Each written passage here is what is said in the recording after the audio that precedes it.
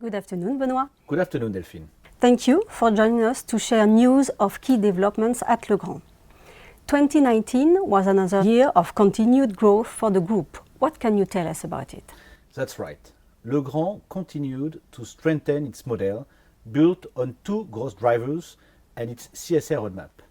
Our first driver is organic growth, notably powered by continued investment in innovation. Over the past 10 years, the group has dedicated nearly 5% of its sales to R&D, and that has contributed to expand our catalog, in particular with connected products of the Elliott program. Fueled by this innovation momentum and the successful docking of Netatmo, 2019 sales of connected products were up plus 29% from 2018, including organic growth of plus 10%. These showings are in line with the targets announced in June 2019 for Elliott. So, organic growth is driven by a good momentum. What about Legrand's second driver, acquisitions? We remain active here. Legrand made 10 acquisitions in 2018 and 2019, and they strengthened the group's position in 6 different countries. In 2019, these included 2 acquisitions in the US, Universal Electric Corporation, the undisputed American leader in busways for data centers, and Connectrac, specialized in overflow power and data distribution.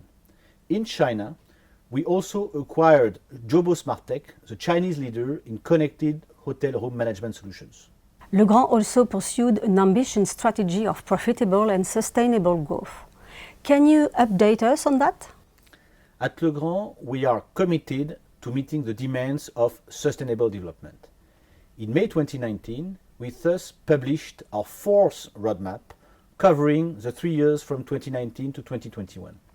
It is built around 3 focal areas: business ecosystem, people, and the environment, all of which contribute to the UN Sustainable Development Goals. To take just a few examples, in 2019, Legrand confirmed its commitment to fighting climate change and to promoting diversity as well as health and safety at the workplace. The group also continued its initiatives with local communities. In addition, Legrand has strengthened its profitable growth profile by actively rolling out the Legrand Way program across all group functions and by digitalizing the front office and back office structures. We also have adapted our industrial footprint geographically and cut our carbon emissions.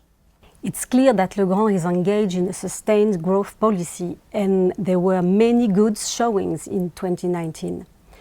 Which of these are most striking for you? With these initiatives, Legrand's integrated performance was fully in line with 2019 targets. Sales rose by a total of plus 10%, including a plus 2.6% organic growth. Adjusted operating margin before acquisitions was 20.4%, up by 0.2 points from 2018. And we recorded 113% achievement rate of our CSR roadmap. Value creation was, moreover, robust. Net profit attributable to the group was up plus 8%, and normalized free cash flow rose plus 13% to over 1 billion euros. Do you have any other comments? It is clear that 2019 achievements are a reflection of Legrand's solid fundamentals. Over the past 5 years, from 2014 to 2019, sales have risen plus 47%, with net earnings per share up plus 56%, and adjusted operating margin up plus 0.4 points to 20%. Over the same period, the group has diversified its geographical exposure and now generates around 35% of its sales in the US. We have also successfully digitalized our offering, with connected products rising from 5% to over 12% of group sales today.